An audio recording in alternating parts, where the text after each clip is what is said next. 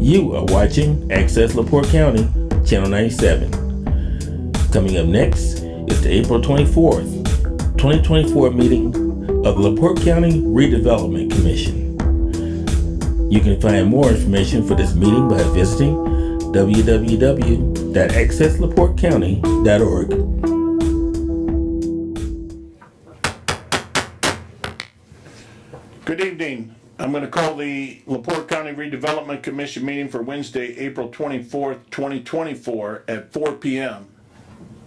to order. If everybody please stand for the pledge.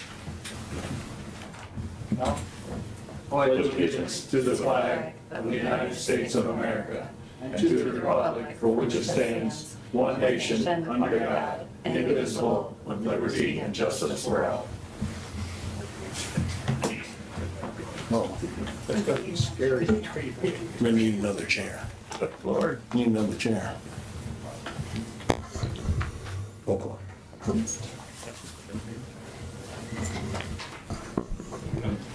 Intelligence.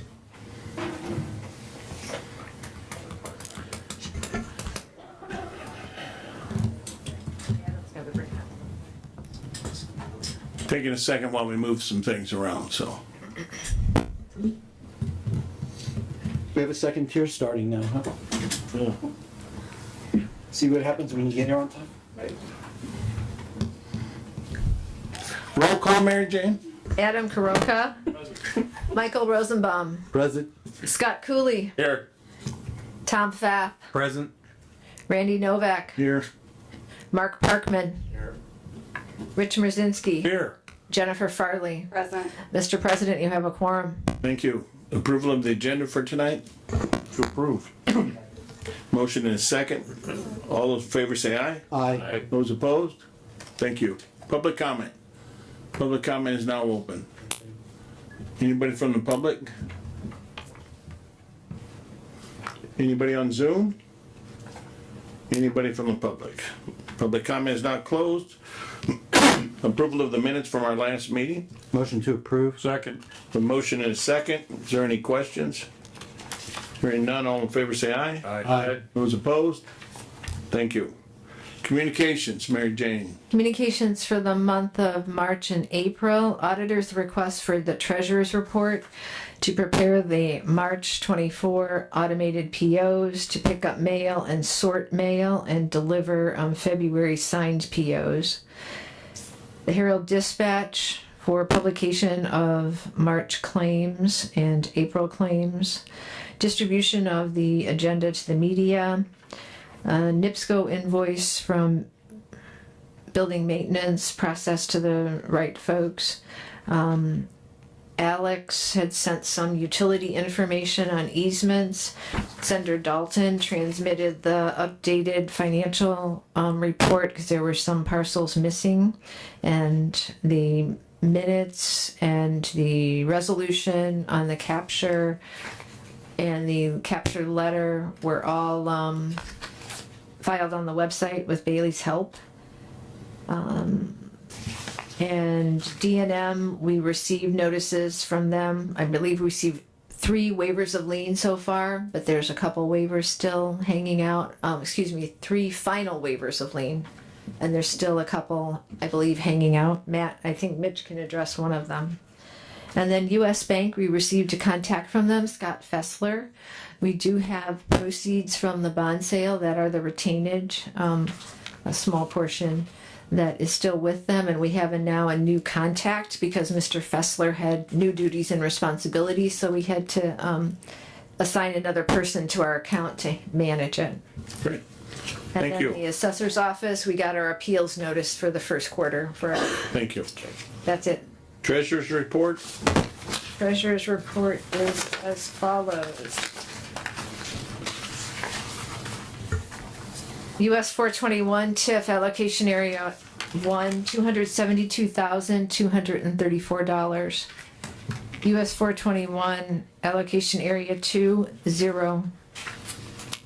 KIDC TIF balance 86,785.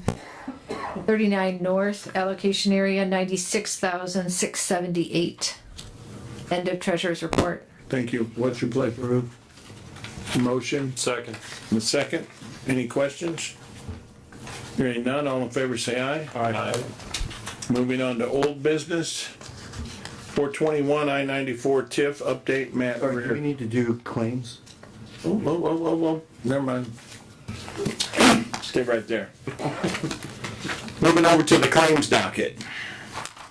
KIDC TIF, bills in the amount of $4,339.83. Motion to approve. Second. Have a motion and a second. Is there any questions on those? Hearing none, all in favor say aye. Aye. Thank you. 421, number 1 TIF, Motion to approve. bills for the month total $4,822.10. Motion to approve. Second. Motion and a second. Any questions? All in favor say aye. Aye. Those opposed? Thank you. 39 North, total of $2,322.10. Motion to approve. Motion, second? Second. Second.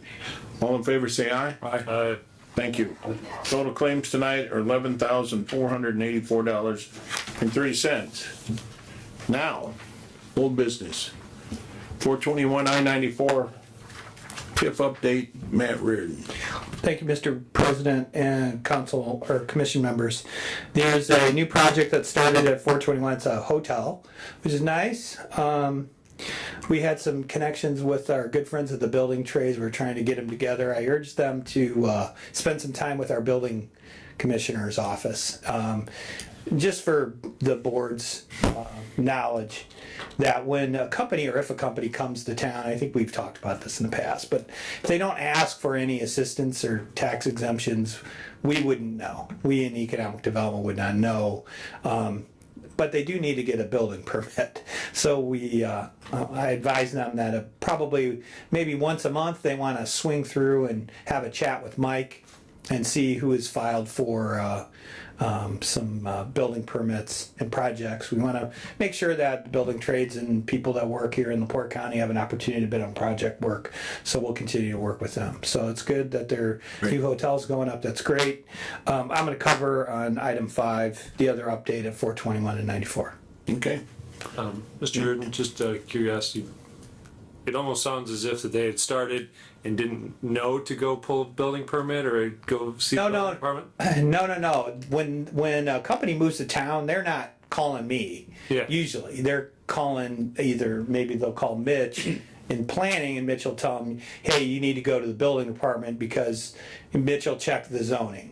The zoning's appropriate for what you want to build." And then he'll send them over to Mike, and Mike will say, "Here's the process, fill this out, this is how you get a building permit," and then they'll end up going through and getting site plan review by the group, and so they pull their building permit. Okay. So that's the process. Now, if they're asking us for help, Right. they're gonna contact us way before they get to Mitch. We had known for a while that there might be a hotel coming out there, and we anticipated them contacting somebody, but Yeah, they went, Site plan, actually, we started reviewing, I think I received a site plan 6 months ago. I think I gave a heads up to this board at that time. yeah. Definitely. Okay. so when they don't ask for incentives, we're not, Right. we'll take the revenue in the TIF district and use that for other. Next item is KIP TIF update. We had, I need permission from the board to solicit 2 more quotes to do the road identification and easement so that we can then follow that up with a letter to them requesting a donation of the easement. I checked with the Northwest Indiana Forum in order to be in compliance with Indiana procurement requirements. I got to solicit 2 more bids, even though it's professional services. So I'll get 2 more, and then we'll select somebody lowest, most responsive. There's been a handful of people that have gone out there. Kyle is one. I know that there's a couple other firms that we're just going to send it. You need permission? You need I'd approval? like to get permission. Motion to, sorry. No. Go ahead. I was gonna make a motion to give approval to Matt Reardon and his group, Economic Development. Microphone. Okay. Make a motion to give permission to Matt Reardon and the Economic Development Group to seek 2 more quotes Yes. for you said, Road identification. road identification Survey. survey. Yes. Seconded by Second. Scott. Any other questions? Anybody in mind? One other point, is it okay if I work with our attorney to draft an agreement and move forward with that? No? Yeah, that's Okay. fine. Well, my idea is to get this done, identify, go through it, get the best one, work with Mitch, and then get a signed contract and get them out there. Definitely. Any other questions or comments? Hearing none, all in favor say aye. Aye. Those opposed? Anything else with Candy? We had this isn't the first time there's been some concern about Fourth Line Road. Thankfully, the county highway is going to get out there and regrade that for the businesses out there. Thanks to Rich and the commissioners, they kind of authorized that activity, which was good. And they'll be out there next week, or really the next time it's going to get a good rain in, so they can work on that a little bit. That's the only one of the roads that we got a lot of feedback about, so we're going to go just to regrade it, as and then this will be part of the ongoing infrastructure improvements that we're going to continue to go after for that property. Great. Thank you. 39 North, No update. so the annexation is complete. Complete? Is there communications about the TIF with the city, or? I've met with the city. I'm waiting for some paperwork from them about the project, and then I've never done it before. I've never decommissioned a TIF, where there was another entity that took it over, and so I'm kind of waiting for Bert and his group to get me some guidance on how they wanted to handle it. There'll be, Mary Jane, what was the balance in the 39 North TIF?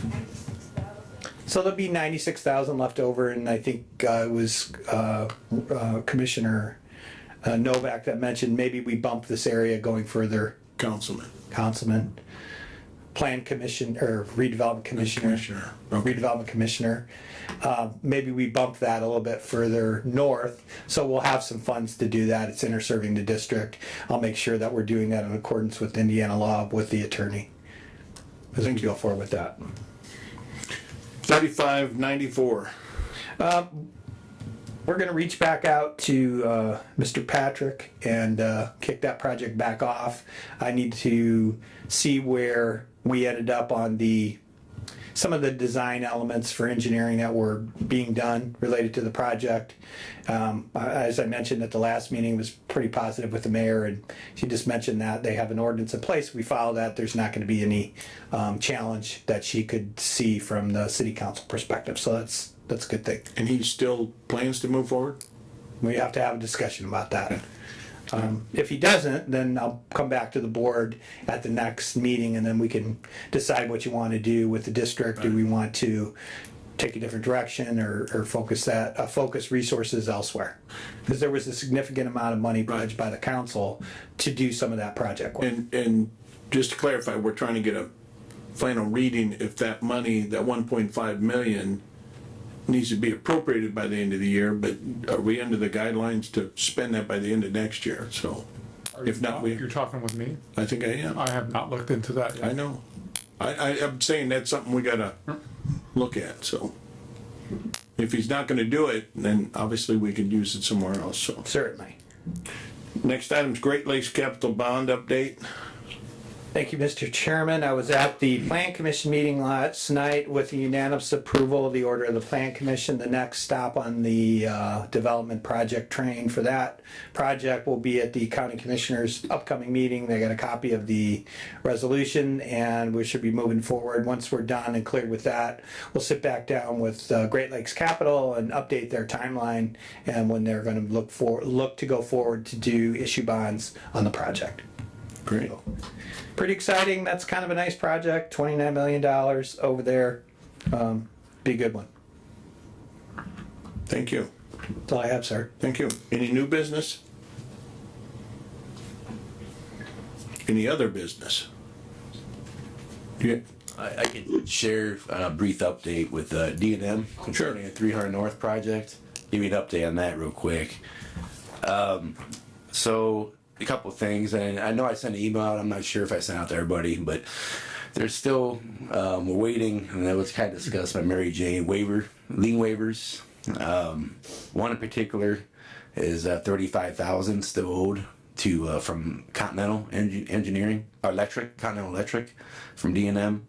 So yet has not been paid. Did that switch get put in? The transfer switch is another thing. The part isn't going to be available to the middle of May. So, I understand that. Okay. And then the other one is the as-built plans. There were revisions that Michigan City, the sanitary and water district needed. My understanding is they received them all, but I called today and asked them if they okay with those revisions, and I haven't got a response. And then this past week, on 300 North, just in front of Love's, there's 3 manholes, and if you drive out there and you go over 20 miles an hour, a riser really needs to be put on those because you're bottoming out on those manholes. That was really, and what I found out was when Reeve Riley paved in front of Love's, they contacted D&M and they asked him if he, should put a riser on these, and these about an inch lift on those manholes, and he said no, just pave it. So we got an issue there. We put some cold patch in some of that, the highway did. And also there's a gas line. NIPSCO did that work. They took care of that.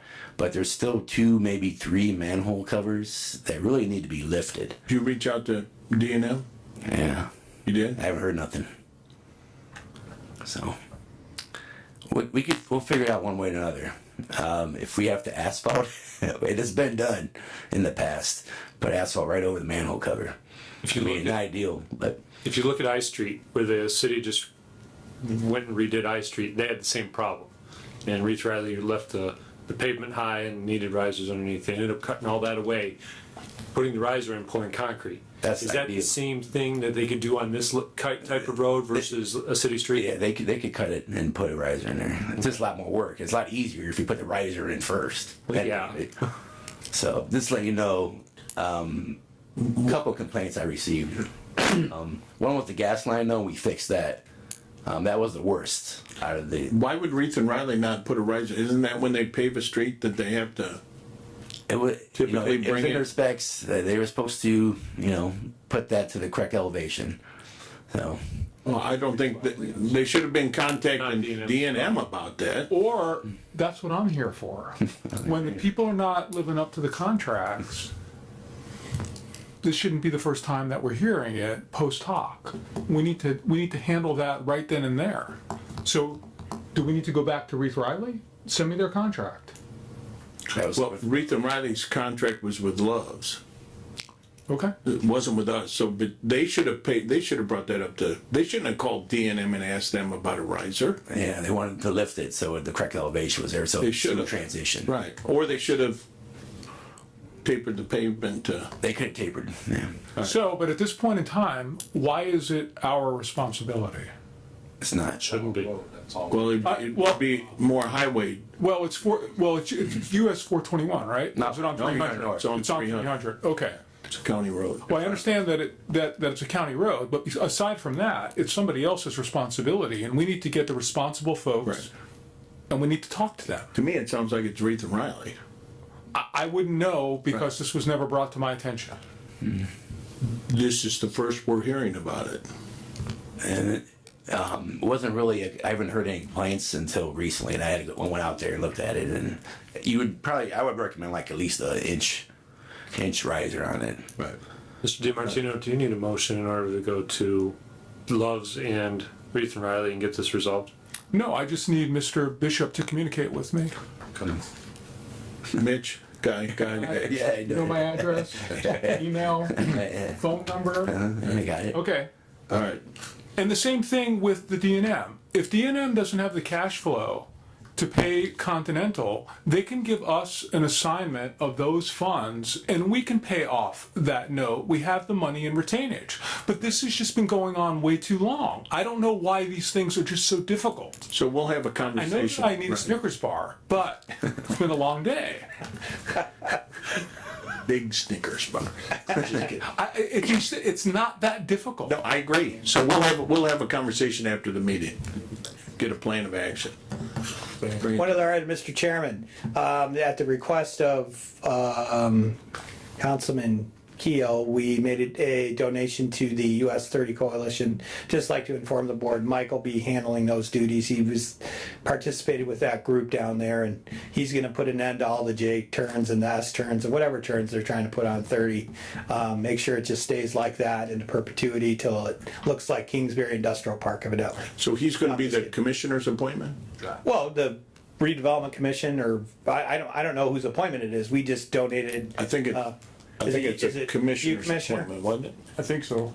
Wasn't it? Senior Commissioner? Yes, It's not really an appointment. It's just like anyway, somebody from the Office of Economic Development will be attending those good. meetings, likely to be Mike. Good. To be able to take care of that and keep us in the know of what's Great. happening down there. Thank you. Yeah, that's all I have. Yes, sir. I have other business or old business, sort of. Sure. Last year, we spoke a bit about housing. Yes, sir. And we were supposedly to look at the properties that were within the county. And I don't remember hearing any results on that. And if I missed a meeting when it was discussed, then I apologize, but I don't think that's the case. Well, the targeted area for that is going to be the property of 421 and 90 by Purdue. We had some internal discussions about should we ask people if they want to sell property for housing, or should we just be proactive and do that. So while we have not kicked off the 421-90 redevelopment plan area, we're waiting to hear from the Ready people about the grant. So that's the focus. And why do we do that? One, there's property. Two, there's utilities.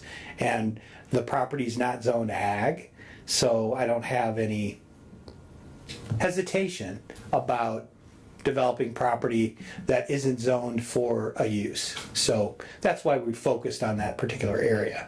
So once we hear from the Ready people, which should be whatever, a month or so, whether or not it's funded, and we're in partnership with Purdue there, so it's pretty good chance. I like our chances.